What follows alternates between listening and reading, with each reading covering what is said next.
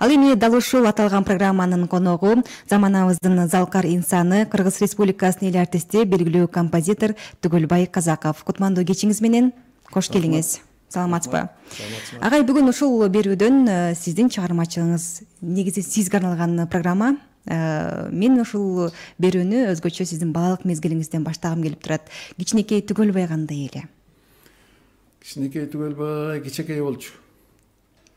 Абдан кыял кеч болчу. Ишенчээк болчу. Бир жолу мен суунун берки өзүндө турсам, тен арка өзүнөн бирөө кол булгады да. Анан мени чакырып аткан экен деп, төмөн жакта көпүрөдөн өтүп алып бардым.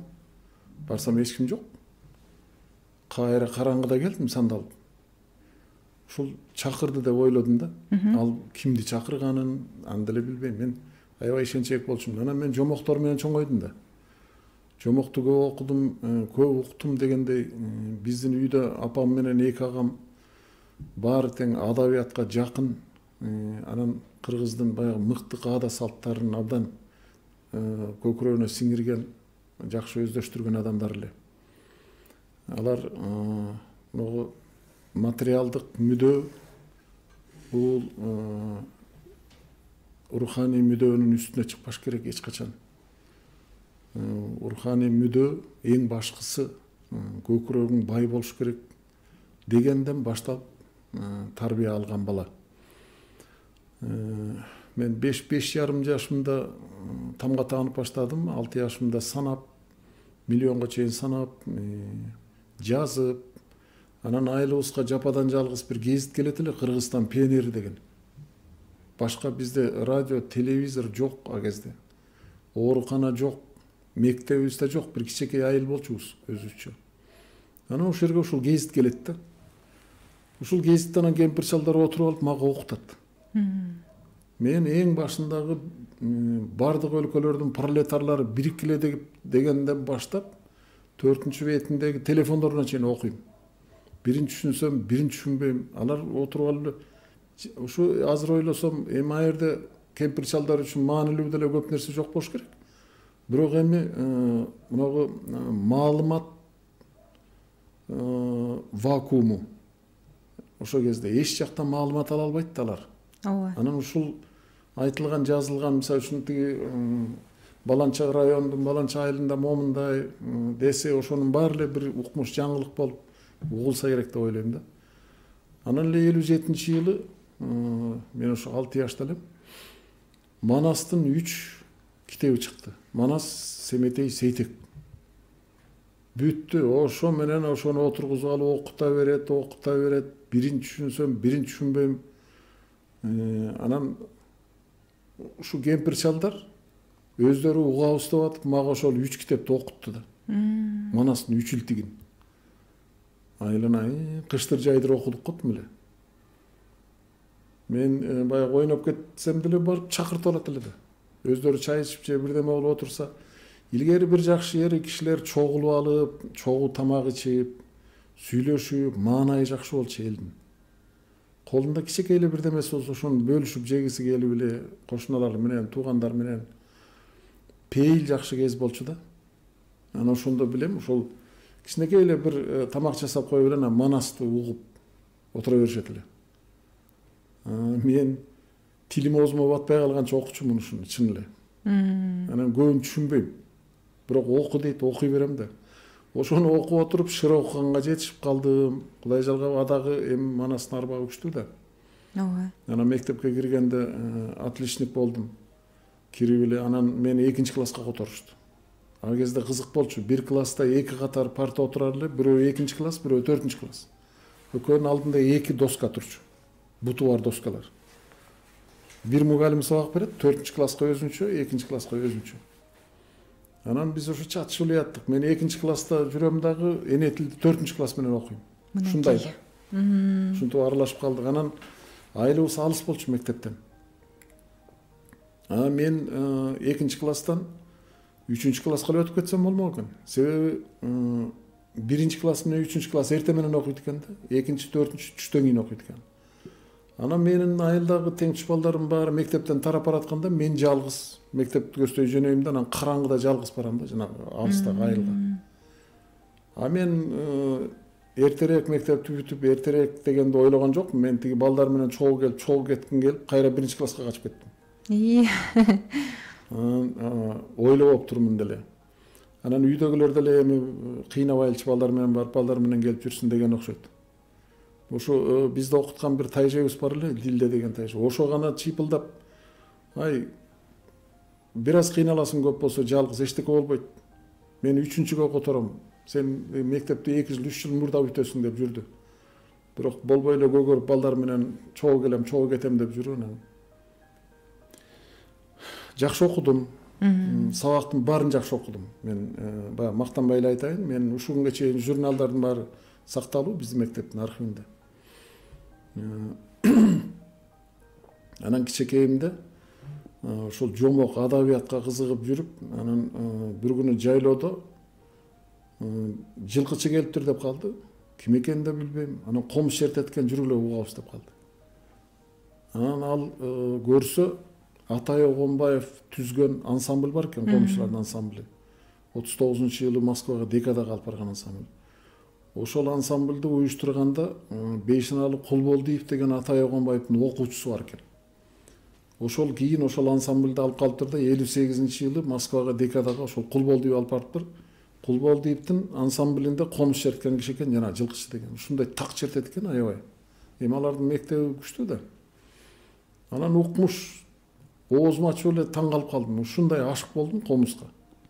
Комуз жок, анан бир чыбыкты алып алып черте берем, оозум менен келтирем, тигинтем, минтем кызыгып жүрдүм. Анан бир сарай сыяктуу бузулуп калган бир коргон бар эле. Менин эжем айтат, апамдын сиңдиси, биз эже деп калдык да. Мен өзүм эсимде жок. Ушу кичекейиңде дейт, бир күн эле чыңкылдап бирөөнүн үнү чыгып атат дейт. Анан бул ким деп акырын келип карасак, баягы коронун ичинде таштардын баарын тизип алыптырсың дейт.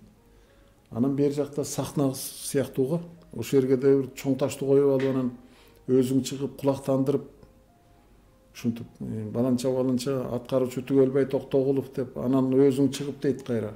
Ушинтип концерт коюп атасың дейт таштарга. Анан апам айтты дейт, айтыптыр. Аны эметпегиле, көрүнбөгүлө, ыза болуп ыйлап жиберет көрсө. Мен ошо суунун боюна барып ырдай берчү экем, анан кишиге көрүнчү эмес экен такыр. Ушундай болуп чоңойдум. Кичекейимде ошол ырга, поэзияга, адабиятка, жомокко баарына кызыгып чоңойдум. Спортко да жакын болдум кийин. Спорттун кайсыл түрүндө? Мен жеңил атлетикада да жүрдүм, күрөштө да жүрдүм, футболдо да жүрдүм. Эми балдар ойноп жүргөн оюндарда. Гимнастиканын дагы айрым түрлөрүн көрдүм. Анан ушу 4-5 класстан баштап 4-5 жыл мен велосипед менен барып келип окудум да. Тоого 13 километр жерге. Анан ошондо мен велоспортко барсам болмок экен деп коем, себеби мен буттарым даптаяр болчу да. Күн сайын барып келип, ошончо 26 километр тептимин да. Мынакей. Анан ага болбой эле политехке келип киргенде мени эмеге ошо буту башымды, кол башымды көрүп эле анан бирөө оор атлетика алып кетти, штангист болосуң деп. Ошо менен мен велоспортко барбай калдым. Күрөшкө барайын деп жүргөм. Мен балалык кезим ошондой өттү. Мен жайлоодо жүргөндө жайлоодогу элдин маанайы мага аябай жакчы да. Себеби азыр элдин баарынын кабагында түйшүк бар да. Көчөдөн көргөндө түйшүк, мына жаштар эле бири-бирине бирдеме айтып күлүп баратпаса, чоң кишилерди карасаң баары түйшүк менен бараткан болот. Биз жайлоодо мен көргөн кишилердин маанайы аябай жакшы болчу. Бири-бирин тамашалап, күлүп, учурашып сүйлөшкөндө да күлүп, жайнап учурашып, анан күнүгө эле бири-бирин чакырып, чай ичишип, бири-бирин чакырып кечинде тамак ичип эле бир ушундай берекелүү, абдан жакшы бир учур болгон экен да. Жылкычылар кыйкырып чакырат эле бизди. Келгиле, кымыз ичкиле. Себеби жылкысы көп, кымыз көп. Анан аны күнүгө келип бир машина фляга кылып алып кетет. Чөп чапкандарга, кой кырккандарга тиги бу деп. Ошондо да калат да. Анан ошондо да ичип түгөткүлө деп бизди кыйнайт керели кечке. Эми берекени карабайсыңарбы? Бекер. ичкиле деп кыйнайт. Азыр кирбесе экен дейт үйгө. Кирсе акчасын алса экен дейт. Мына ушул мен көргөн эле адамдардын пейили ушунчалык өзгөрүп кетти да. Анан айтсаңыз, ушул эле балалык учуруңузга кайрылалы. Балалык мезгилде бир сонун көз илмемдерди да өткөргөн экенсиз. Бирок ушул талант балким атаңыз жактанбы же апаңыз жактан берилди беле. Анан дагы бир түрткү болгон улуу инсандар да болушу мүмкүн да. Кимдер сизге түрткү болду эле ушул чыгармачылыкты өркүндөтүп өстүрүш үчүн?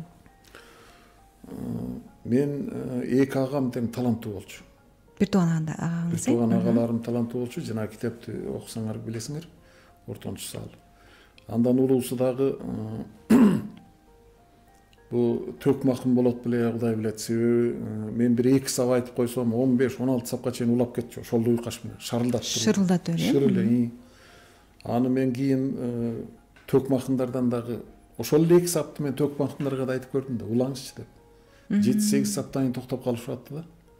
А мен улуу агам 14-16 сапка чейин шуулдаткан бойдон кетчү. Ортончусу да ушундай болчу. Анан мунун баары таятам тараптан да келген деп ойлойм. Анткени таятам казал жазган. Анан домбураны өкүртө черткен киши экен. Комуз да чертишкен, домбураны ушундук чертчи дейт.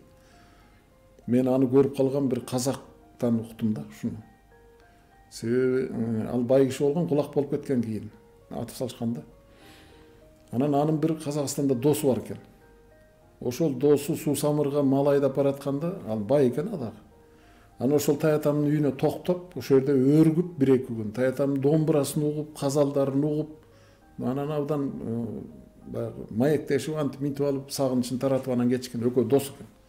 Ошол казак досунун 12-13 жашар баласына кийин жолукпадым мен. Анан кийин аларды да кулак кылып, талканын чыгарып Өзбекстанга чейин айдап, анан 68-жылы аран келгенбиз дейт Чимкентке. Экөөбүздү Кудай Меркеден бир ушундук жок жерден жолуктурду да. Мен Меркеден нары бери өткөндө, Таласка барат келатканда, дайыма токтойт элем ушу Меркеге. Луговойго токточу эмес, Меркеге токточумун. Анан кимдир бирөөнү күтүп аткандай, кимдир бирөөгө жолуга тургансып эле жүрдүм да, 10 жыл ушинтип жүрдүм. Анан бир күнү жаман машинемди айдап жылайын деп атсам эле бир жупуну кийинген киши анау Таразга дейин ала кетсең кайтеді деп калды. Анан мен Тараз каяк экенин билбейт экенмин да. Анда биз Жамбыл дечүбүз. А бул киши эски атын айтат экен. Анан Тараз каяк десем, анау сендер Жамбыл дейсиңдер го дейт. Ооба, Жамбыл дейбиз десем, ошо Жамбылга чейин. А мейли деп анан жанында отурат. Ушундай кайкалап отурат, сүйлөбөйт. Баягы жупуну кийинген менен көкүрөгү асманда баратат да. Анан көптөн кай элденсиң деп калды мени. Тим эле байкушту сурагандай сурап атат. Анан ушинтип Таластын баш жагында Көпүрө базар деген айыл бар, ошол жерденмин дедим. Дурус. Анан кай уруудасың, кимдин тукумусуң деди. Анан баарын айттым, атам тарапты айттым, анан таятам тарапты айтсам эле токтот машинеңди деди. Токтоттум, эшикке чыгып анан кийин сен ошо таятамдын атын айтат да. Сен сонун небересисиңби дейт. Немереси. Анан мен неберес болом десем, ал кучактап алып байкуштун көзүнөн жаш айланып кетти. Ошол кишинин тукумунда көрөтүн күн бар экен го деп. Анан ошол айтып берди мага. Ушинтип мен атам, акем дейт, малдуу, жандуу киши болчу дейт. Анан самырга баратканда ошо кайрылып. Анан сенин татеңдин мен ырларын билем дейт. Жазган ырларын. Себеби бизге окуп бергенде биз жаттап, бияка келип казактарга айтып таратчубуз дейт аны. Анан ошондо бир куплетин айтып атпайбы? Эр жигит күрөшпөгүн балбан менен, балбанды жыга албайсың чалган менен. Аттыңа бир жыкпастан жыгылдым деп, өмүрүң өтүп кетет арман менен деген ыр бар экен да. Ошону булар угуп анан Казакстанга келип, казактарга айтсак бул тарап кетти дейт. Ушул күнгө чейин казактар билбейт дейт мунун кимдин ыры экенин. Анан кийин кулак болуп, баягы айдалып аткан кезде жазган бир куплет ыры бар. Бир кезеги келгенде казык арта жал жедим, бир кезеги келгенде жата калып кар жедим деген. Мен ойлоп койдум, анан кийин байкем бир ырын ошону малын багып жүргөн кишиден жаздырып алган экен. Анан ошондо көрдүм, бул чоң акын экен. Уйкаштыктары, аллитерациясы, тигусунун баары кадимки эле төкмөлөрдүкүндөй салмактуу экен да. Анан казалдарын жазып, дептерлерге толтуруп, араб менен анан уукка кыстар койчу экен. Анан баягы Совет өкмөтү келип анан буларды кулакка тартабыз деп келет да. Келип эки солдат отурат. Айдап кетебиз деп. Мейли айдасаң айдап кет дейт. Анан тиги дептерлерди көрүп бул эмне дейт. Анан айтат бул казалдарым менин. Совет өкмөтүнө каршы жазылган да, дейт тиги бирөөсү. Кайдагы Совет өкмөтү? Бул анан тура калып жини келип анан бирөөсүн алып анан бир өмүр өлүм жөнүндө казалын окуйт экен. Апам ошондо чоңоюп эле калган кыз экен, апам айтып берген да. Анан окуп берсе тигилер отурду дейт. Анан атам карап туруп алардын түшүнбөй калганын билди дагы. Анан бул ушундай десе, мунун баарын алып кетебиз дейт. Алып кетип тияка алып барабыз, анан ошол жактан. Мен окубайсыңарбы деп сунуптур да. Тигилер таңга тааныбайт экен да, арабчаны билбейт. Анан тияка алып барабыз, анан тияктан окутабыз, ушундо көрөбүз дегенден анан таятам карап отуруп, тайнеме айтты дейт. Тамак ас, бул балдар мени айдап барганча курсак ачат. Деп анан тамак астырып туруп, ошого бир барактан айырып отуруп өзөрттөдү дейт багыш киши. Анан ушу аяк ченинде бир билимдүү урпагыма жетсе болбойт беле деп өксүп кетти дейт аябай. Бүт дептерин өрттөдү дейт өзү ошол бирден айырып отуруп. Себеби булар баары алып барып жок кылат деп ойлоду. Чынында эле жок кылмак экен, себеби жанагы аман эсен сакталып калган ырында катуу айтыптыр аябай. Орустардын кылганын катуу айтыптыр да. Кыл жок жерден кыл издейт дейт. Кул жок жерден кул издейт.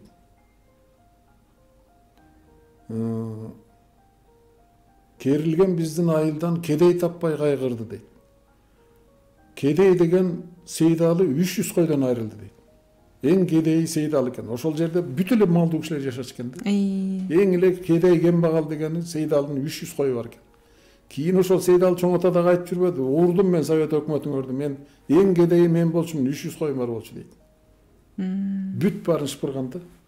Шыпырып туруп анан айдаган. Ал кедей деген ат үчүн эле калып калыптыр тиги чоңотабыз.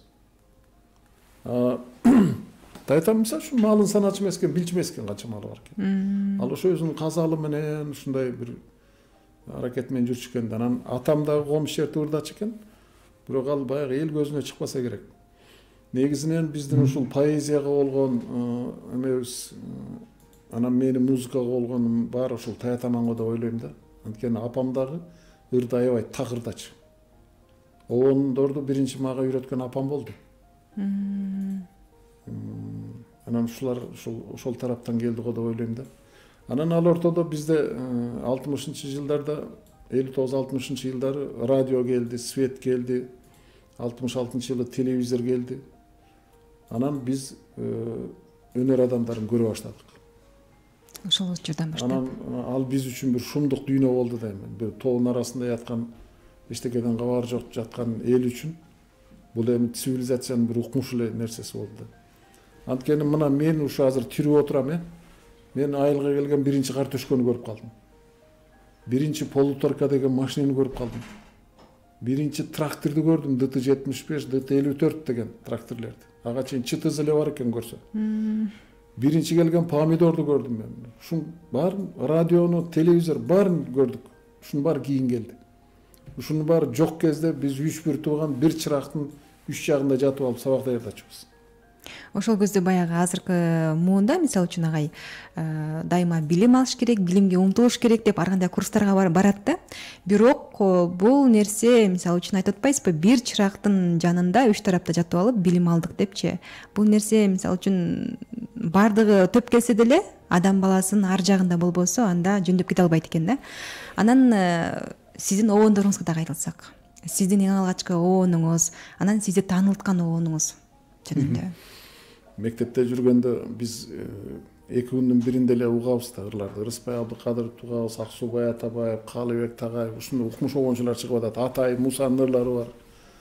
Укмуш ырлардын баары берилип атат да. Анан кызыккандан кызыгып аны жаттап, ырдап, ушинтип жүргөндөн кийин обон чыгаргым келди мен 8-класста жүргөндө.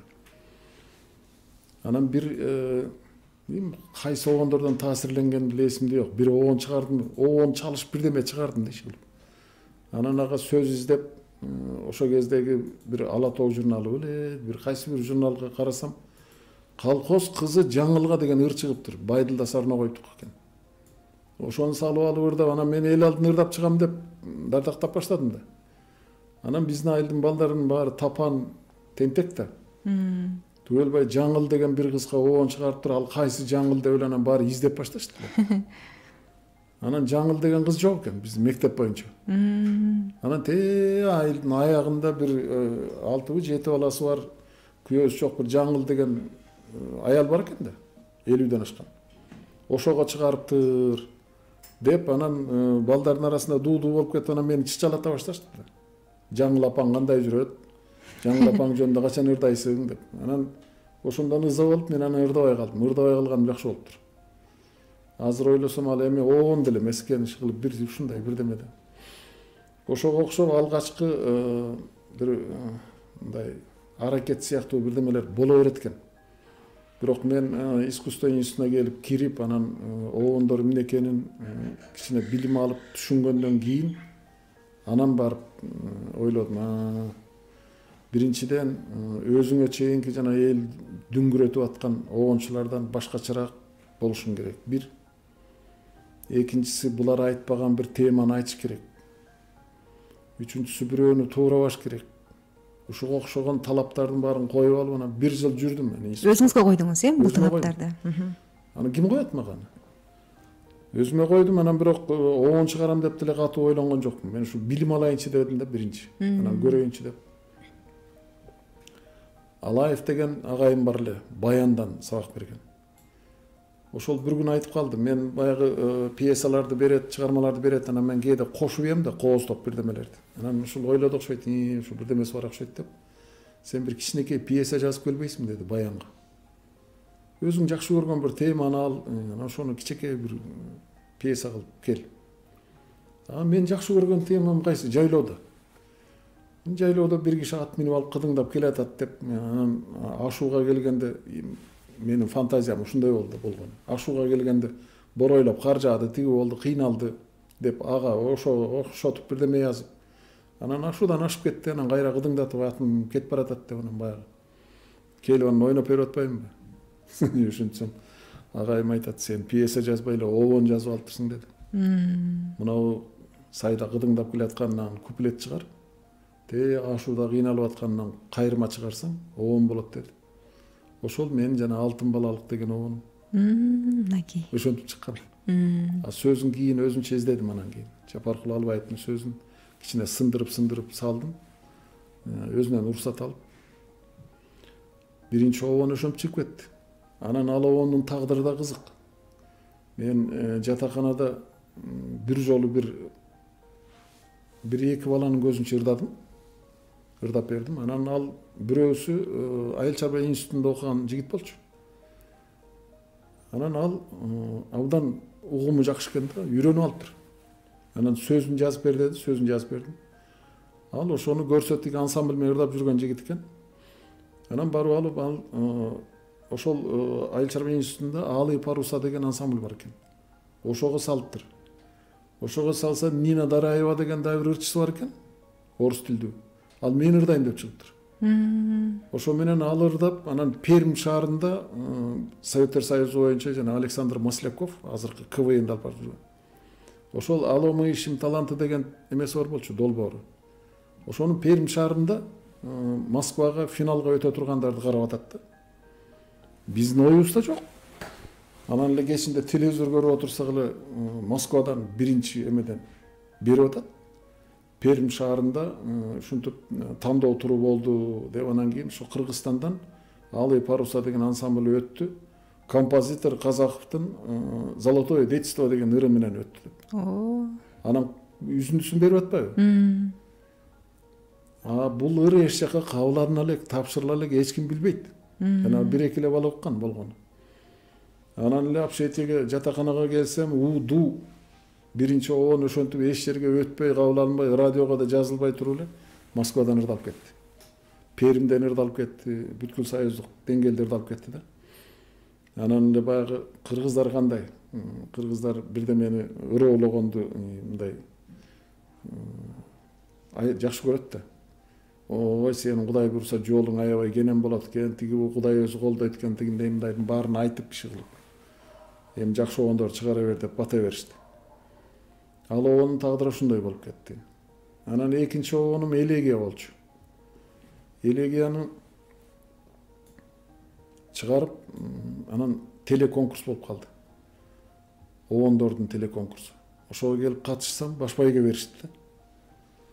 Анан ошондогу бир ошол кездеги белгилүү эле бир обончунун ичи таарыганын көрдүм. Эптеп эле чыр чыгара албай атат да мени менен. Анан эмне айтсам эле кер какшык менен кабыл алып атат да. Анан мен кетип калдым, туруп алып. Анан ошондо ойлодум, бул чөйрө өзү жакшы эмес окшойт анча деп. Анан кийин ойлосом, ал ар бир тармакта, ар бир чөйрөдө ошондой бар экен да. Көрө алгандары бар, көрө албагандары бар.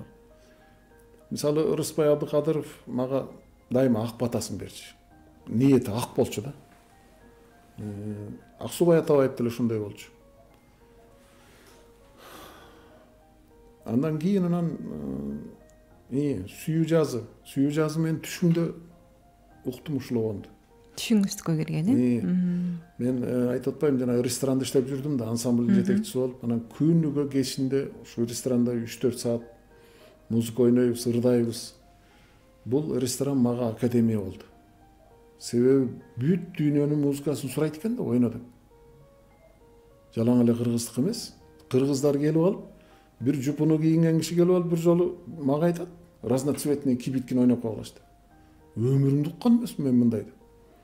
Билбейм деп айта албайм келип. Анан бир 2-3 күндөн кийин ойноп берели байке дедим да.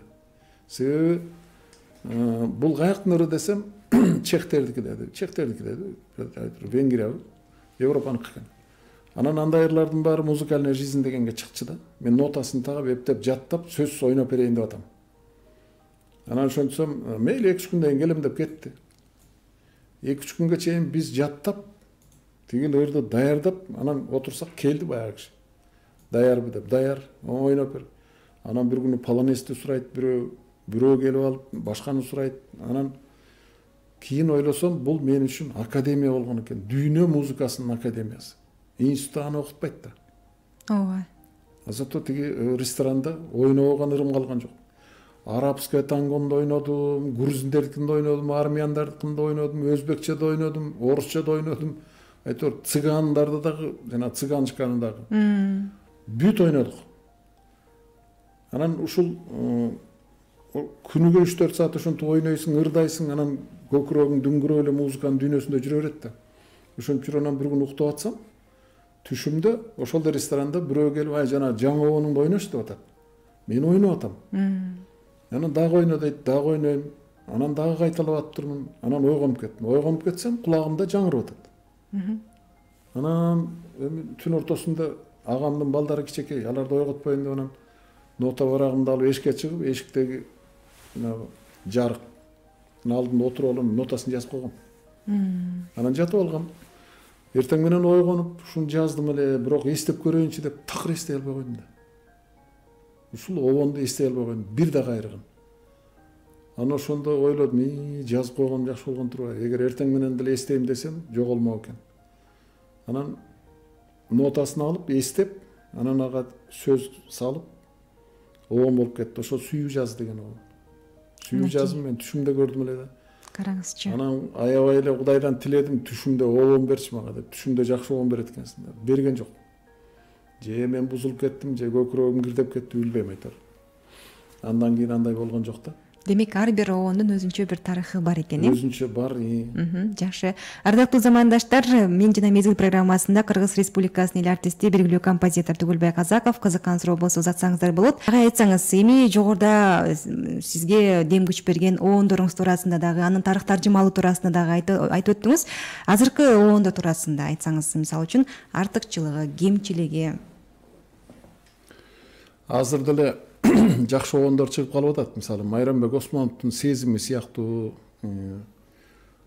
башкаларды баарын жакшы обондорду айтса болор эле, бирок эми мени айтпай кетти деп дагы бирөөнү унутуп калуунан кийин таарынбасын, мен Майрамбекти мисал катары эле айтып атам да.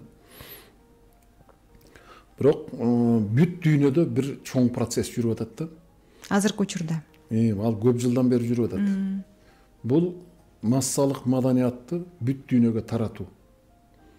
Биздин азыркы жанагы жеңил желпи ырлар, эстраданын ошол адамдын кулагына кирбей турган жанагы халтуралары, ар бир жанрдын халтурасы бар. Маселе эстрадада эмес. Ар бир жанрдын халтурасы бар. Ошол эстраданын халтураларынын баары тең массалык маданиятка кирет. 46-жылы кабыл алынган доктрина бар, бул Советтер Союзун кантип кыйратабыз деген. Ошонун ичинде мындай бир пункт бар да. Биз алардын дөөлөттөрүн, руханий дөөлөттөрүн жасалма дөөлөттөргө алмаштырабыз деген. Башкача айтканда, биздин 20-30 жылдарда башталган, 50-60 жылдарда асманга чыккан кыргыз овону, бул биздин руханий дөөлөтүбүз болсо, ошону жасалма дөөлөттөргө алмаштырабыз деген пункт иштеп атпайбы азыр? Иштеп атат.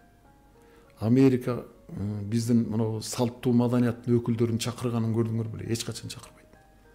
Алар только мына эстраданын өкүлдөрүн гана чакырат. Себеби массалык маданияттын өкүлдөрү алар. Бул бир жагы. Экинчи жагы, Европада өздөрүнүн маданиятын көп өлкө жок кылып алды ушу массалык маданияттын азабынан. Анан кийин ЮНЕСКО чечим кабыл алды 96-96 жылдарда. Салттуу маданият деген түшүнүктү киргизди. Фольклор дегендин ордуна. Биз ушул күнгө чейин эле фольклор деп дөйдөрөп жүрбөйбүзбү? Фольклор деген сөз калган уже. Анткени фольклор деген ооз-эки чыгармачылык деген сөз да. Азыр ооз-эки чыгармачылык каякта? Магнитофон, сотка, цифровой бар. Ооз-эки чыгармачылык деген жок, кагазга да түшөт, бар азыр. Ошон үчүн анын ордуна салттуу маданият дегенди киргизген да. Аны эмне киргизди? Европа мамлекеттери кайра өзүнүн баягы салттуу маданиятын калыбына келтиреби деген ниетте киргизди. Биз го аны толук жогото элекпиз. Биз азыр эсибизге келсек болот да. Муну жоготуп алган элдер бар. Мисалы, мына орустар деле ал, Россияны. Чоң өлкө, бардык жагынан өнүккөн деп айтабыз. Бирок Россияда ырлардын кризиси болуп атпайбы? Мына Россия Игорь Крутойдон башка композитор жок азыр. Бир кезде Соловьев, Седой, Тигубу деген шумдук Френкелдер, Журавлин жазган кумуштун баары чыкканда. Ошол эле Свиридовдардын вальстары, мына Догалардын вальстары ушул күнгө чейин өлбөй жашап жүрөт. Кана азыр? Жок, булар массалык маданиятты абдан жакшы кабыл алды. Ошого кирип кетишти дагы. Ошон менен салттуу маданиятты жанагы Кадышева эле ошого окшогондор да гана калды, бүттү. Алар болсо массалык маданияттай колдоо көргөн жок да. Анда санда чыгармыш болуп койгон менен эчтеке жок. Аны ошондон улам бүт дүйнөдөгү кризисти караса болот азыр. Европада атактуу композитор барбы азыр? Жок. Мына интернет заманында биз билбейбиз композитор бар жогун. Биз интернети жок, эчтекеси жок кезде эле билчүбүз. Моцарт, Бетховендердин бар экенин. Туурабы? Мына Италия ырдын мекени деп айтылчу. Ошол Италиянын эң акыркы песенник композитору Тото Кутуньо дагы уже 80-ге жакындап калды. Андан кийин жок. Испаниянын Родриго деген композитору мына оркестр, гитара жана оркестр үчүн концерт жазган. Акыркы концерт болду бул. Айтканга айта кетиш керек да. Себеби андан кийин андай чыгарма жок. Бүт эле баары жанагы жеңил жанр менен кетип атат азыр. Бул ушинтип жүрүп отурса дагы бир 20-30 жылдан кийин жана классикалык музыканы мына азыркы балдар укпайт. Полонезди койсоң укпайт. Зато жанагы негрлердин ырларын угат. Башкача айтканда, булардын интернет булардын көркөм табитин көкүрөгүндөгү ошондой багытта калыптандырды. Уядан эмнени көрсө, учканда ошону алат дейт. Мына азыркы балдар 90-жылдарда эле башталган бул. Ошондо уккан ырлардын таасири менен жакшы ыр жазыш мүмкүн эмес болчу да. Ошонун азабынан азыркы чыккан ырларды карап отурсаң, бүгүн бар, эртең жок ырлар. Анан бир жигит бир жолу айтып атат, сен обонду кандай чыгарасың десе. Мен анан иштен колум бошогондо дейт, барам дагы бирөөнү айтат, ошону ал компьютериңди ач дейм, ачат. Анан мен кыңылдап бирдемени айтам, ошону жазып коет, ошол обон болот дейт. Анан мен таң калдым. Булар менен биздин заманыбыз таптакыр асман менен жер болуп калыптыр да. Мен мисалы үчүн бир обон менен 1 жыл, 1,5 жыл жүргөн учурум, кээде аягына чыкпай калган обондорум да болгон. Акыркы сабын таппай, аягына чыкпай калган обондорум болду. Ырдалбай калды. Бул балдардыкы жеңил экен. Мен опоң эле чыгарып коем деп атат. Мага мындай сөздү берсе эле болду, мен ошо замат чыгарып коем. Анан ошо замат чыгарган ыр, ошо замат жок болуп атпайбы кайра. Бул биздеги эле кризис эмес. Мына азыр казактар бир азаматтык кылып атат да. Булар илгерки Балкадиша сыяктуу ырларын, башка жанагы Тобулгу Сай сыяктуу ырларын Димаш Кудайбергендери баш болуп бүт баары ырдап чыгып атат да. Илгерки ырларын алып чыгып атышат. Азыркы буларды угуп аткан жаш балдардын көкүрөгүндө жакшы нерсе калыптанып атат азыр булардыкы. Биз ушундай жолго түшсөк жакшы болор эле. Мен жанагы Ыр майрам деген программамда балдарга эски ырларды, ырдалбай калган ырларды эмне үчүн берип атам, ушуну ырдап чыккыла деп. Ошондой максатта уккан балдардын көкүрөгүнө бир нерсе бир уяласа деген эле тилек да. Болбосо минтип кете берсек, биз бир эмес 2 муунду жок кылып баратабыз азыр. Эгер биз 3-чү муунду жоготсок, анда салттуу маданият жөнүндө сөз кылып деле болбой калат. Ушул салттуу маданиятты кайра өзүнө калыбына келтириш үчүн көп нерсе керек. Көп нерсе керек. Абдан көп иш керек.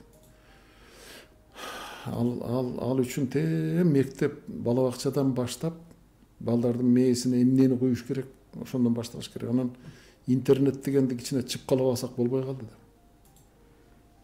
Мына Кытай эмнеге чыпкалап атат интернетти? Себеби алар билип атат, бул интернетте атайын максат менен киргизилген нерселер бар. Балдардын мээсин тегерете турган. Ошону киргиздирбей атат алар. 200ден ашык видео материалдарды киргизбей атпайбы Кытай? Эмнеге киргизбей атат? Келеси олугунан киргизбей аткан жок да. Кандай таасир берерин билет. Анализдешти, көрдү. Анан киргизбей койду. Биздин болсо туш-тушубуз ачык да. Биз интернетти да контролдой албайбыз атургай. Өзүбүздүн спутнигибиз жок. Биз бир ушундай турмуштабыз да. Бул эмне болуп атат? Бул балдарга аябай тескери таасир тийип атат да. Телефон чалуу бар экен, саламатсызбы? Кутмандуу күнүңүз менен. Алло, саламатсызбы? Кош келиңиз. Рахмат, ассаламу алейкум агай. Сиңизге келип калайын.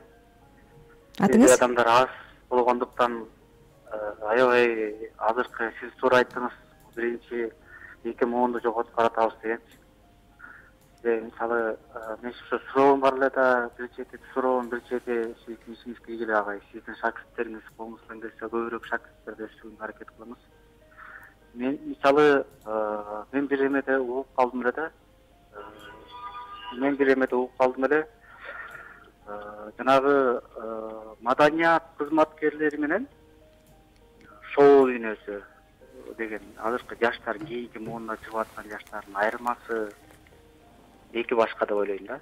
Сиздин оюңуз кандай? Анткени маданият кызматкери деп сиздерге окшогондор, же болбосо чынында эмгек, жан дүйнөсү менен эмгек, кыргыздын нукура ырларын, кыргыздын нукура эмелерин көтөрүп, ошолорду жан дили менен ырдап келген адамдар маданият кызматкерлери десек болот. Же болбосо кинолорду шоу дүйнөсү деп жаңы азыркы чыгып аткан сиз айткандай компьютерден ырдап чыгып, менен коштоп чыгып аткандарга атасак болот. Менин оюм ушундай. Ушуну туура чечимдеп бере аласызбы азыркы жаштарга? Ийгилик каалайм, розоңуз кабыл болсун агай. Рахмат. Рахмат. Көп жаша. Рахмат сурооңузга. Көп жаша. Шоу дүйнөсү деген бул өзүнчө дүйнө. Азыркы шоу дүйнөсү мен жана айтып аткан массалык маданияттын чордону. Мындай алганда. Массалык маданият камтыган адамдардын баарын чыгара турган жер ошол. Шоу дүйнөсү. Бул мунун артында биринчи акча турат. Экинчи атак даңк турат. Атак даңкты жасаш үчүн акча төлөш керек болот. Россияда, Казакстанда деле ушунун баары эле бар.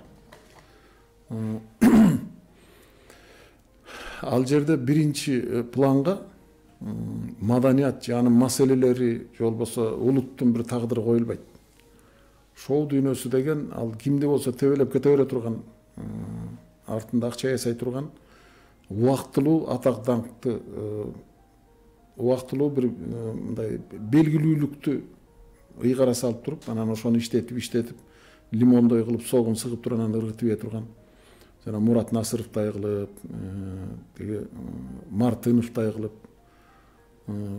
Атургай Магомаевдай кылып, мына Муслим Магомаевди деле артында чыгарбай коюшкан да. Шоу бизнес деген бекеринен айтылбайт да. Шоу бу жерде бизнес. Ал бизнес бар жерде өзүңөр билесиңер, ал жерде кызыкчылык бар жерде ал ким башкарса ошонун саясаты жүрө баштайт. Ал жерде сен ырың жакшы экен же жаман экен эмес. Ал жердеги талаптар таптакыр башка. Ошон үчүн аларды маданияттын кызматкери деп мен мисалы үчүн айтпайт элем да. Маданияттын кызматкерлери маданиятты сактап калайын деп жанталашып чуркап жүргөн, ошонун айлыгына да карабай, орустар 5 сире биреник деп коет. Ошондой болуп жүргөн, жаман жакшы көрүнүп, өзүнүн турмушу өп-чап болуп, кыйналып жүрсө дагы, ушу маданияттын бир тармагын жок кылып жибербей сактап калайын деп жүргөн азаматтарды айтыш керек, маданият кызматкерлери деп. Шоу бизнес деген бул бизнес кадимки эле. Ал маданият үчүн чуркап жүргөн жок алар. Өздөрүнүн чөнтөгү үчүн чуркап жүрөт. Бүгүнкү атак даңк, эртеңки акча үчүн чуркап аткандар да. Шоу бизнес деген тетиги чет өлкөдөн баштап эле бул Россияга келди, анан бизге келди. Бирок көрүнүп атпайбы? Шоу бизнестин артында мисалы үчүн орустардыкында Кобзон менен Пугачева туруп атты. Алар чыгарабыз деген чыгарып, чыгарбайбыз деген чыгарбай атты. Анан кийин продюсерлер пайда болду. Продюсерлер Россиянын рыногуна кирем десең, баланча $100,000 таштап кой дейт. Биз сени раскрутка кылабыз дейт.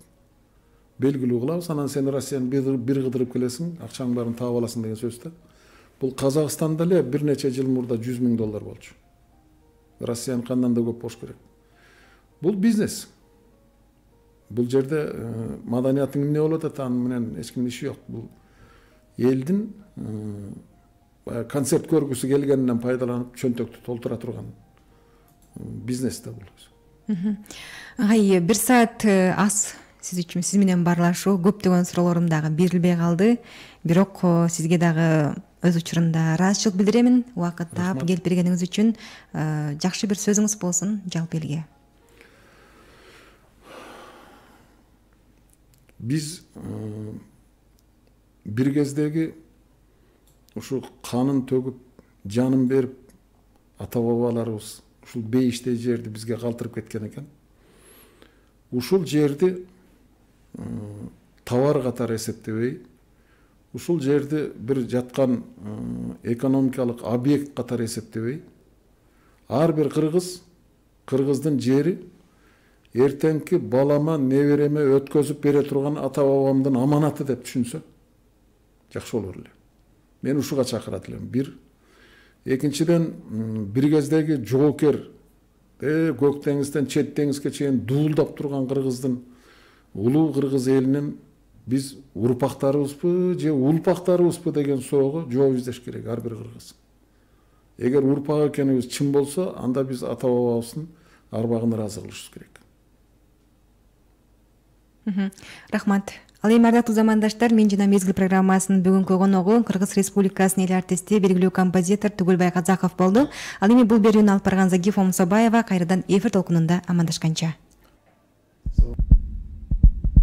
Жүрөктөрдүн согушу, свет, сахна, овация, кучак толо гүлдөр, элдин алкоосу. Бир кездин жарык жылдыздары учурда эмне менен алек. Марал радиосунда Мен жана Мезгил программасы. Ар дүйшөмбү саат 17:00 Мезгилинин мыктылары ырдан сыйга.